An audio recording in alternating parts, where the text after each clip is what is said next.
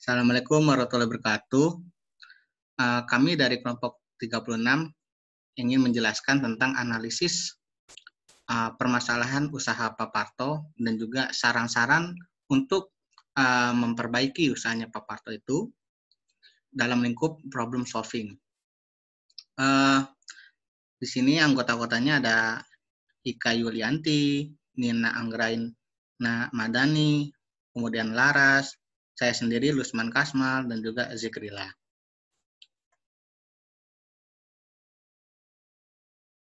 Oke, di sini saya akan menjelaskan bagaimana kuatnya gitu ya pandemi terhadap usaha ini ya. Itu terlihat jelas bahwa perusahaannya kayak seperti Robinson, Ramayana, kemudian NCP Internasional, Brooks Brother, kemudian ada Lucky Brand dan lain-lain tuh.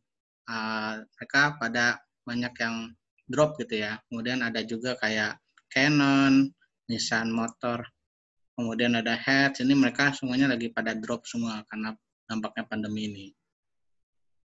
Kemudian kita langsung ke permasalahannya di kasus Prosdem ini.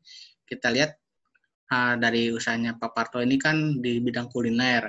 Kemudian mereka juga udah 7 tahun. Modalnya juga 500.000 minjam dari tetangganya kan. Nah, di sini juga dia bukanya dari jam 6.30 malam sampai tengah malam tuh. Kemudian dalam waktu 6 bulan sudah bisa untuk memperkerjakan 2 orang. Alhamdulillah berarti udah meningkat ya.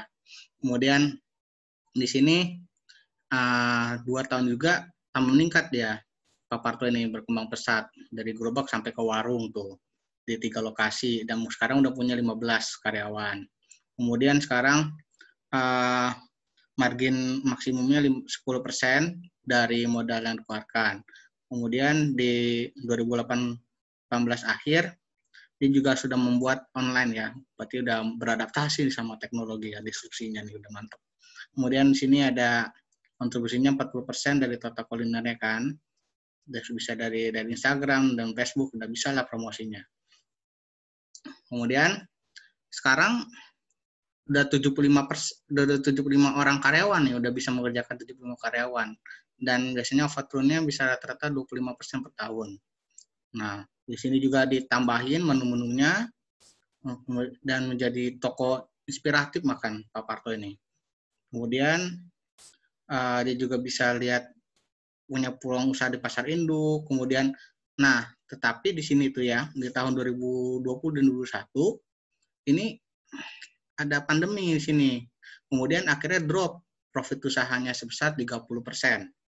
Nah, karena ini dia kesulitan bayar gaji karyawan, terus kemudian warungnya, terus dan juga kehilangan pelanggan setianya ya dari 25% ya karena dampak pandemi. Bahkan perusahaan-perusahaan besar tadi aja sampai drop juga kan. Nah, Paparto juga merenungi nasib-nasib dan berandai-andai jika COVID-19 ini cepat selesai. Ia merasa sebagai pengusaha teri, ia tidak cukup modal bersaing dengan para pengusaha kakap yang bisa gencar melakukan promosi di berbagai channel dan dengan biaya jauh lebih besar. Saya alihkan kepada Kanina, dipersilakan. Assalamualaikum warahmatullahi wabarakatuh. Melanjutkan dari Kak Luzman. Kita bisa lihat di sini ada tabel tentang data kinerja dari Parto Kuliner, usahanya Paparto. Kalau dilihat dari total, di 2018 ini totalnya adalah 6.200.000.000. Nah, naik ke 2019, profitnya naik, tapi menuju 2020 ke 2021 turun drastis tuh. Nah, kita bisa lihat dari grafiknya di sini. Seperti yang tadi kalau awalnya kan usahanya usaha kecil, tapi akhirnya berkembang pesat sampai punya 6 kedai ya, kita sebut kedai. Di Dago Alas, Bawah Batu, Satrasari, Sekeloa, Pajajaran, sama Sulanjana. Kalau kita lihat grafiknya, dari 2018, di 3 tempat, Dago Alas, Bawah Batu, sama Satrasari ini, mengalami kenaikan dari 2018 sampai 2019. Boleh ketampil lagi, Kak? Nih, sebagai buktinya, mana tadi? Nah, kita contoh satu skala dari 950 ke profit di 2019 naik jadi 1.050 juta. Sama seperti yang lainnya, kayak Dago Alas, terus Setra Sari itu mengalami kenaikan. Tapi ada juga beberapa yang mengalami penurunan, seperti Sulanjana, terus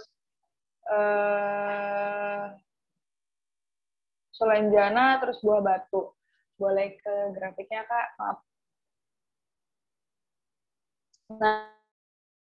Nah, grafik ini sepadan sama data yang udah diberikan.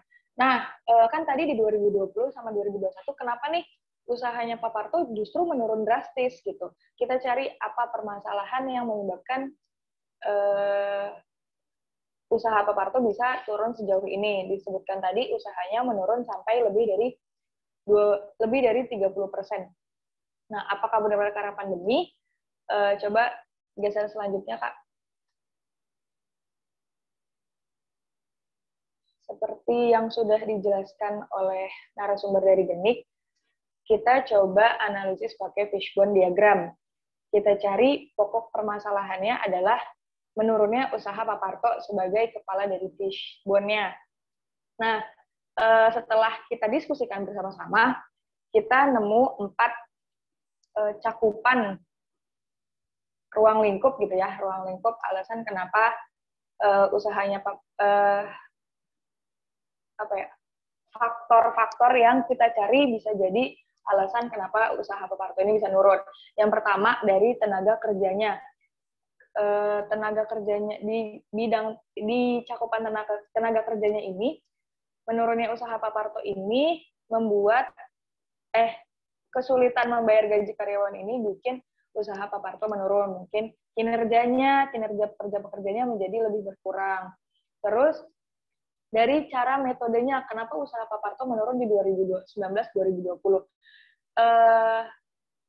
Pandemi COVID ini menyerang nggak cuma di bidang kuliner, tapi juga di seluruh bidang, di seluruh aspek. Nah, tapi kalau misalnya bisa kita lihat, boleh ke yang ada tabelnya, Kak.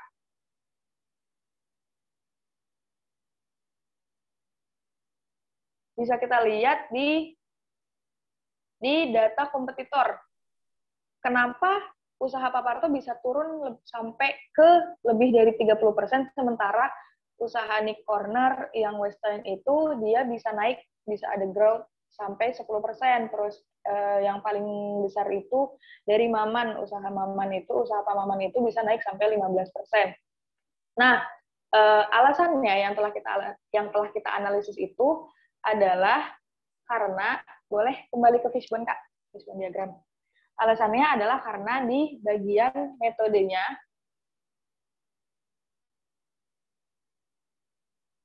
metodenya, Pak Parto ini kurang melakukan promosi di berbagai channel. Jadi Pak Parto disebutkan tadi di soal, Pak Parto ini merambah usaha online ke bagian Instagram dan Facebook. Tapi sepertinya karena kurangnya promosi di berbagai channel, akhirnya usahanya menurun. Terus ada juga di bagian proses, profit pendapatannya berkurang lebih dari 30%. Terus tentu karena profitnya berkurang, itu bisa jadi juga karena pelanggannya juga, bukan bisa jadi, tapi faktanya pelanggannya berkurang sampai lebih dari 25%. Terus Pak Parto ini akhirnya kesulitan membayar karyawan dan sewa warung. Kalau dari aspek lingkungannya, seperti yang disebutkan tadi adalah karena COVID-19. Nah, ini adalah sebab akibat yang telah kelompok kami analisis. Selanjutnya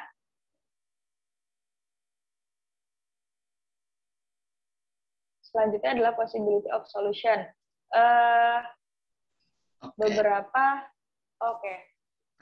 Terima kasih Kak Nina sudah menjelaskan grafiknya. Untuk selanjutnya kita langsung kepada Kak Zikrila, dipersilakan untuk menjelaskan possibility of solution. Yang pasti tadinya grafik itu tentang menurunnya profit usahanya Pak Parto ya, Kak Nina ya. Oke. Sepertinya Kak Zikrilanya sedang bermasalah terhadap sinyal. Baik, saya akan lanjutkan. Possibility of solution-nya yaitu adalah profit pendapatannya berkurang hingga lebih dari 30%. Wah, gede juga ya. Di masa pandemi ini karena kurangnya promosi di berbagai channel. Maka perlu tingkatkan dan digencarkan lagi untuk promosinya, bisa ditambah dari Instagram dan Facebook, mungkin ditambah lagi dari TikTok ya, tuh kan. Kemudian juga bisa selebgram tuh banyak ya, seleb TikTok juga banyak. Itu ditambahin lagi. Jangan merasa puas dulu di awal, tapi biasanya kurang puas terus gitu untuk promosi ya. Kemudian Pak Parto juga bisa melebarkan usahanya dan mendaftarkan ke aplikasi online seperti GoFood, ShopeeFood, ada sekarang tuh Traveloka Food, bahkan ya ada GrabFood, banyak pokoknya ya. Semakin banyak mitra yang daftar itu semakin peluang gedenya. Karena orang pasti nonton tuh nih di GoFood kayaknya lagi promo, oh ternyata di ShopeeFood ada yang lebih promo lagi, pasti pakai ShopeeFood. Karena biasanya ada promonya tuh dari perusahaan-perusahaan ini ya, startup gitu. Mikron itu kan. Dan kemudian ada pandemi COVID-19 ini sebenarnya tidak menjadi penyebab langsung ya, karena menurunnya profit pendapatan sektor kuliner berbagai jenis makanan.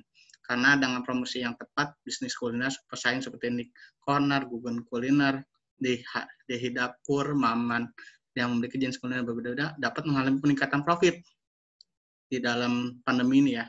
Hebat kan mereka, karena mereka bisa melakukan adaptasi gitu ya di pandemi COVID-19 ini. Hingga 15% jika dibandingkan dari tahun 2019. Oke, sekian dari kelompok 36. Kalau kurang lebihnya mohon maaf. Kami akhiri. Wassalamualaikum warahmatullahi wabarakatuh. Waalaikumsalam warahmatullahi wabarakatuh.